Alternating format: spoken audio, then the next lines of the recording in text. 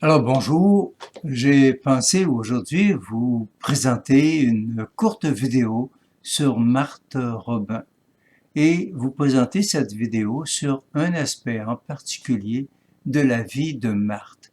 Mais tout d'abord, je rappelle quelques dates. Marthe est née le 13 mars 1902 à Châteauneuf-de-Galord en France. En 1918, alors qu'elle a 16 ans, Marthe fait une crise de ce qui se révélera plus tard être une encéphalite, laquelle maladie la conduira à la paralysie. En 1932, Marthe ne mange plus et ne boit plus. À cause de l'encéphalite, elle n'a pas ce phénomène de déglutition. Et la chose a été observée par des médecins tels le docteur Jean de Chaume, médecin psychiatre de Lyon, et le docteur André Ricard. Ils ont observé ce phénomène et c'était un fait. Marthe ne mangeait pas et ne buvait pas, ne pouvait donc pas avaler. Elle mourra le 6 février 1981. Le 7 novembre 2014, le pape François la reconnaît vénérable. Je voudrais qu'on s'arrête sur ce phénomène de Marthe qui sera près de 50 ans sans manger ni boire. Et là, on pourrait me demander, et de fait, on me demande, est-ce qu'elle était gavée? Est-ce qu'elle avait un soluté? Comment faisait-elle pour vivre? Elle n'est ni gavée, elle n'a ni soluté. Elle ne vivra que de l'Eucharistie. Une fois par semaine, elle sauvera la communion eucharistique. Et ce qui est étonnant, alors qu'elle ne peut pas avaler, elle peut absorber la communion eucharistique. Marthe dira d'elle, elle dira à ce moment-là, ne voyez pas cela comme un spectacle. Je ne suis pas un spectacle. Je suis un signe pour les croyants. Je suis un signe pour les chrétiens. Et voir ce phénomène qui nous dépasse, qui dépasse au fond même la compréhension au plan médical. Comment comprendre qu'une femme puisse vivre 50 ans sans manger puis boire? Eh bien, c'est un signe qui est donné pour nous, pour notre foi. C'est un signe. On peut y croire comme on peut ne pas y croire. On peut l'accueillir comme on peut ne pas l'accueillir. Ce n'est pas une preuve. C'est pas quelque chose qui s'impose à nous. On peut accueillir ou non. Et je le comprends comme ceci. C'est comme si le Seigneur nous disait, est-ce que vous croyez que moi Jésus, je suis le pain vivant descendu du ciel? Est-ce que vous croyez cela quand je vous dis ceci est mon corps, ceci est mon sang? Est-ce que vous croyez que c'est vraiment moi? Quand je vous dis celui qui mange ma chair et boit mon sang a la vie éternelle, est-ce que vous le croyez? Il faut bien le reconnaître. Nous avons peine à le croire. Nous avons peine à le croire. Et un des signes, voyons la pauvreté, le peu de participation à l'Eucharistie. Et donc, c'est un signe qui est donné pour notre foi.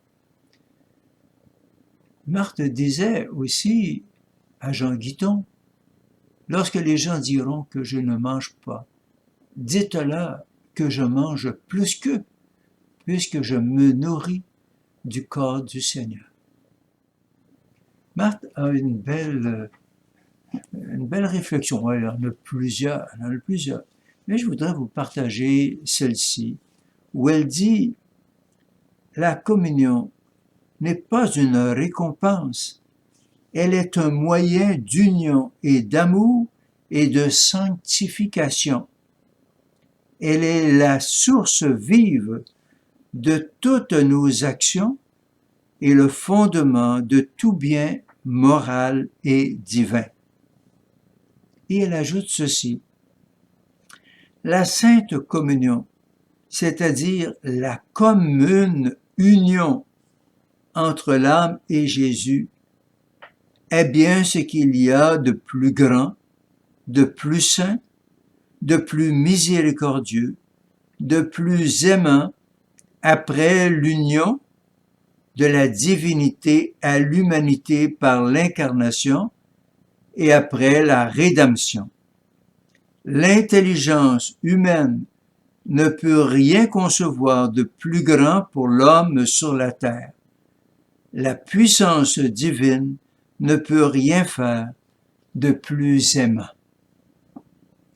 Au fond, à travers la communion eucharistique, comme elle dit, il n'y a rien de plus aimant. C'est une expression de l'amour de Dieu.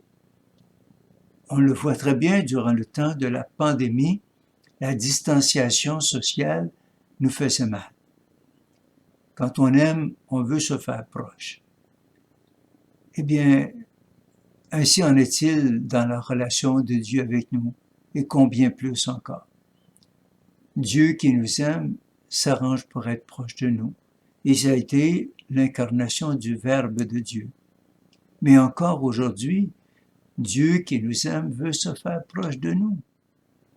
La petite hostie que nous prenons, le petit morceau de pain blanc que nous prenons, c'est le Seigneur qui se rend présent. C'est son amour qui se manifeste encore à nous aujourd'hui. Il nous aime assez qu'il nous dit « Je viens demeurer chez toi ». Mais hélas, que d'indifférence par rapport à cet amour que le Seigneur nous manifeste.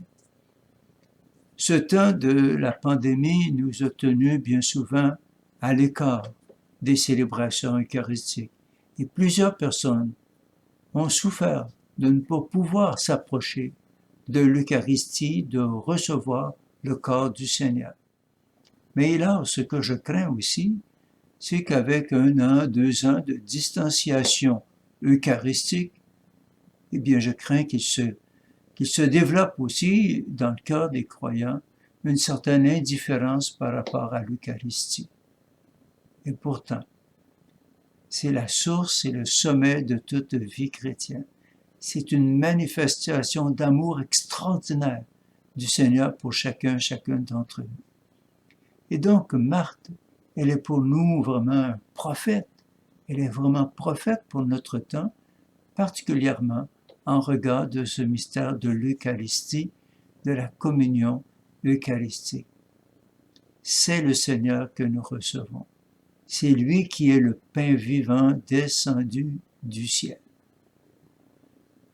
En plus, cette réflexion nous amener à approfondir, à être plein de reconnaissance pour cette manifestation d'amour du Seigneur pour chacune d'entre nous.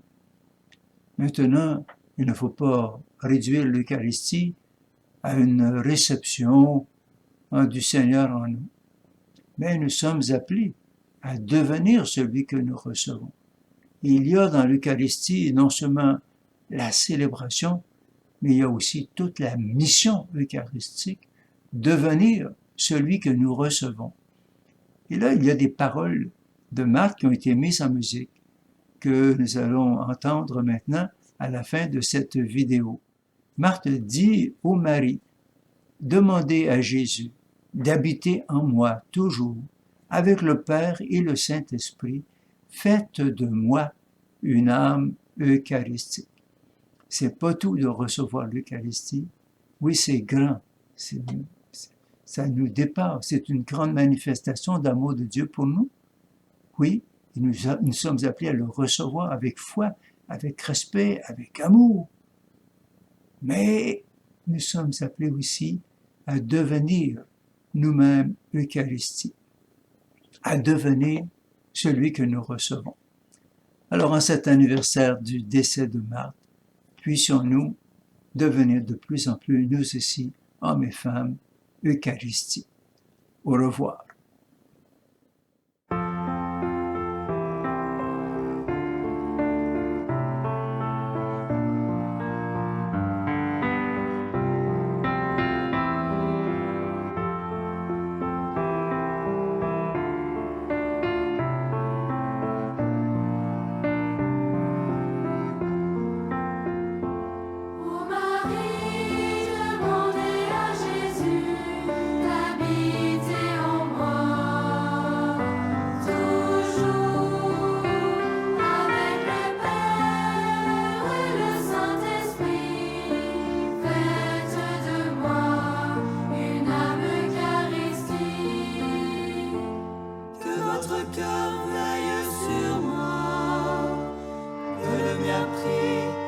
afin que la volonté de Dieu soit faite, que son règne arrive et que son saint nom soit béni.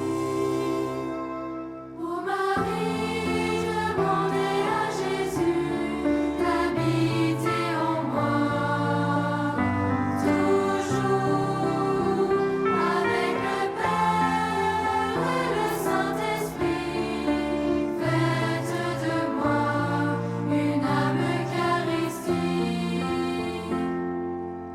La petitesse, comme la simplicité, attire Dieu. Quand on est tout petit, Dieu fait tout. C'est en devenant comme un petit enfant qu'on arrive à la perfection de l'amour. Ô Marie, demandez à Jésus d'habiter en moi, toujours avec le Père et le Saint-Esprit. Faites de moi une âme eucharistique. Que mon cœur ne sache qu'aimer, bénir et pardonner. Ce ne sont pas des paroles que Dieu nous demande.